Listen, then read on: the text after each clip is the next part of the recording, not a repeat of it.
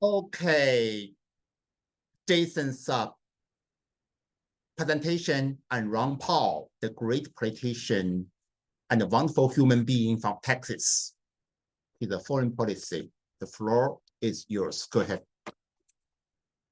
Ron Paul is a first and foremost a non-intervention. So no going to Iraq, no going to Afghanistan, no sending aid to Ukraine, nothing like that.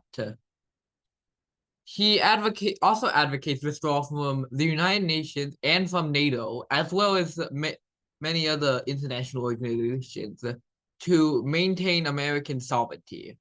He voted for the authorization of use of military force against terrorists due to the September 11th attacks.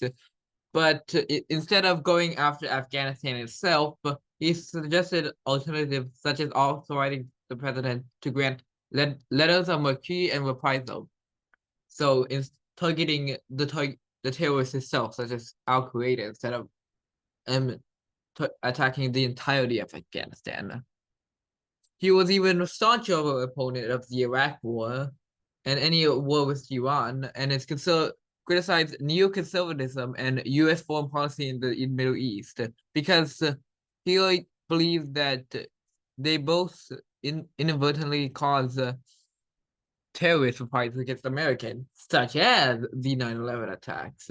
Paul has stated that Israel is our close friend and is not a place that of the United States to dictate how Israel runs her affairs. Paul, Paul, a critic of the U.S. implementation of most foreign aid, said in 2011 that it was our foreign aid that helped Mubarak retain power and repress his people in the first place.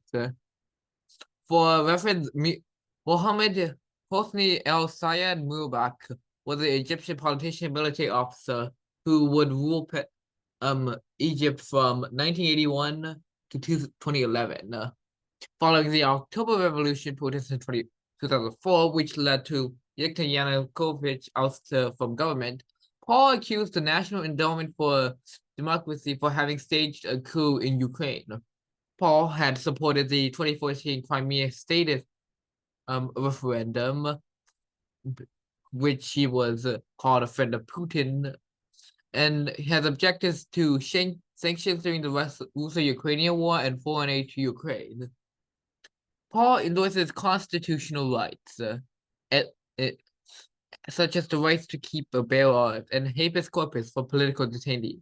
He was one of only 3 Republicans in the House to vote against the Patriot Act, which, for reference, the Patriot Act was a law that was signed after post 9/11 that expanded surveillance activities of law enforcement and made counterterrorism efforts easier.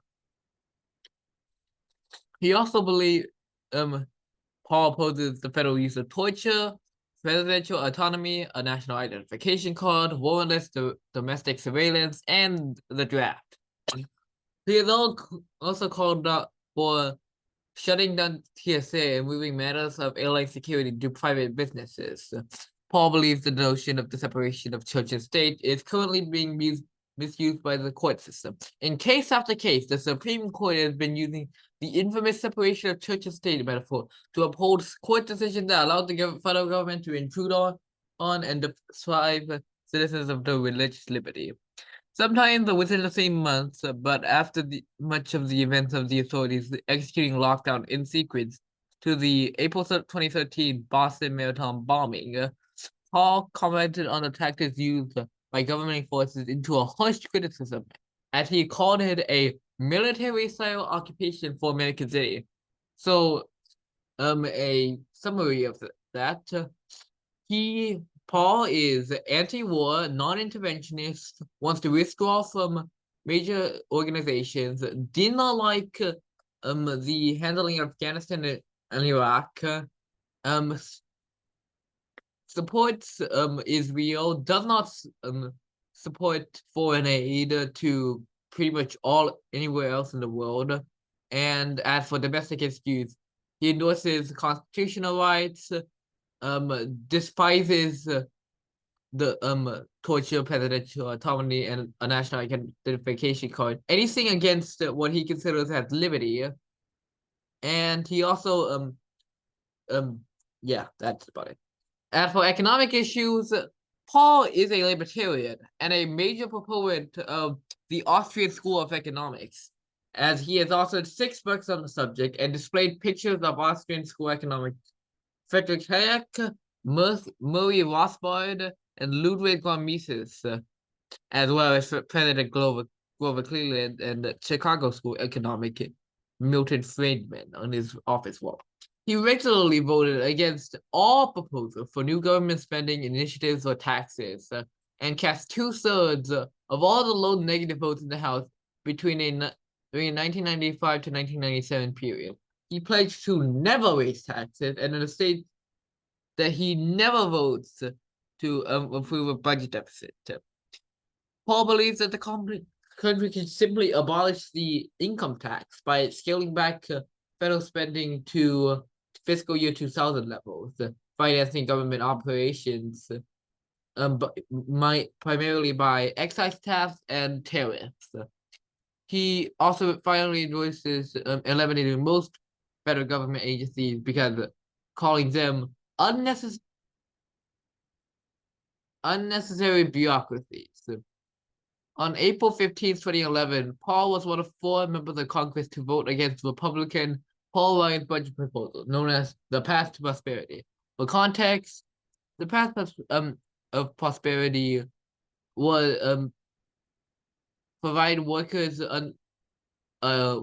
with a private plan competing along with Medicare.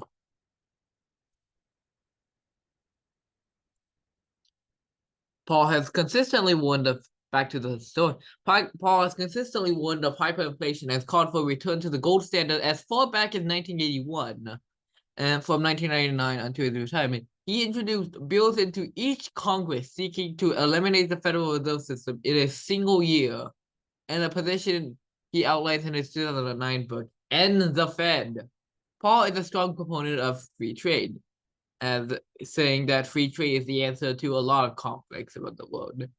But again, he also rejects international organizations. This time NAFTA and the World Trade Organization, because he sees it as managed trade. He also wants to open trade up and improve relations with Cuba. Finally, Paul argued that he does not support that sanctions are not good, as they always backfire, or almost always backfire, and hurt the people. Finally, no more wars. He does not. He wants to significantly lower spending, because we would. He said that we'd save a lot of money by not being engaged in overseas conflicts. Other political ideas he has. He is a climate change denier, as he is a free market environmentalist and asserts private property in relates to environment protection and pollution prevention. Paul has also stated that the government shouldn't be in the medical business, and to allow the economy itself to lower the prices of healthcare. Immigration-wise, Paul endorses increased border security and opposes welfare for illegal immigrants, birthright citizenship, and amnesty. As he voted for the Secure Fence Act of 2006. However, in the 2019 interview, Paul expressed the disapproval of President Donald Trump's proposed border wall along the southern U.S. border, saying, "I don't like walls. I don't want to wall people in and wall people out."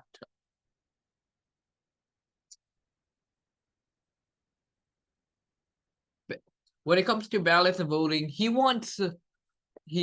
has tried to repeal the National Voter Registration Act of 1993, also known as the Motor Voter Law, to increase ballot access for third-party candidates. Paul, in a more controversial opinion, Paul has stated that secession from the United States is a deeply American principle, and as if the possibility of secession is completely off the table, there is nothing to stop the federal government from continuing to encroach on liberties and no recourse for those who are sick and tired of it.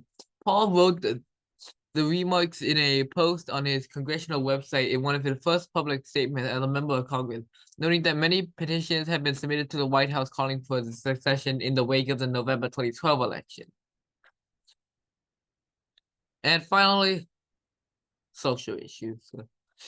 He advocates states' rights, citing the 1910th Amendment, when it came to social matters, as opposed to federal regulations in matters such as the death penalty, although he actually does oppose it, education, drugs, and marriage.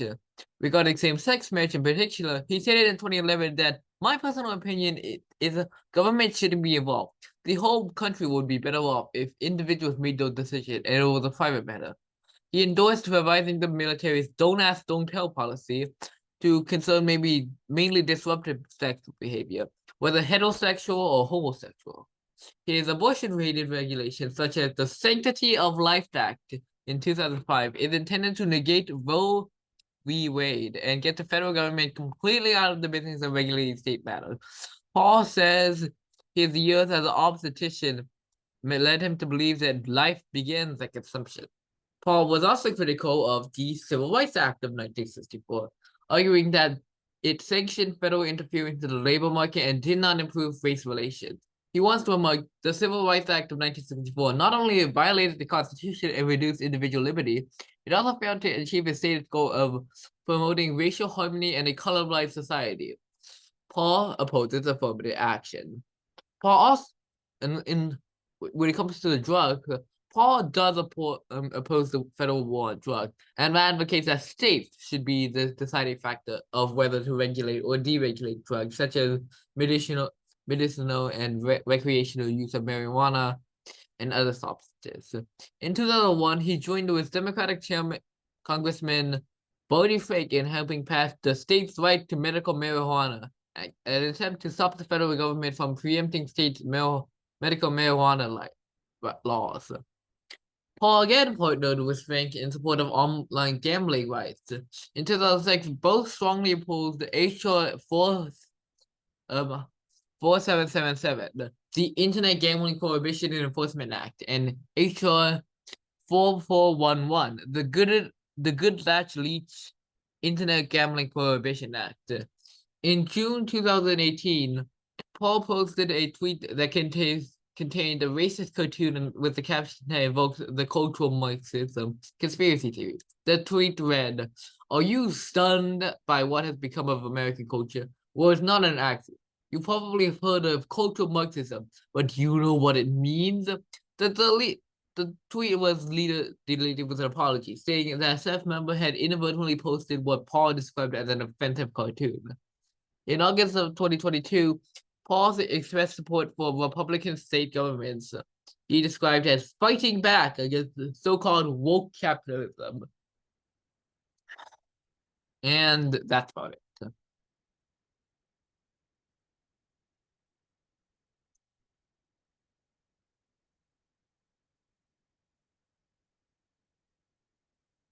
Congratulations. That's the wonderful presentation. I'm very proud of you.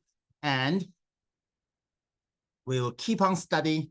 This is a wonderful personality. Hopefully tomorrow you are going to give us a presentation on Rand Paul's great speech when he left the Congress after 27 years serving as a congressman in American Congress. He made a wonderful speech and farewell address. So we are going to learn Rand Paul's farewell address. Sign off.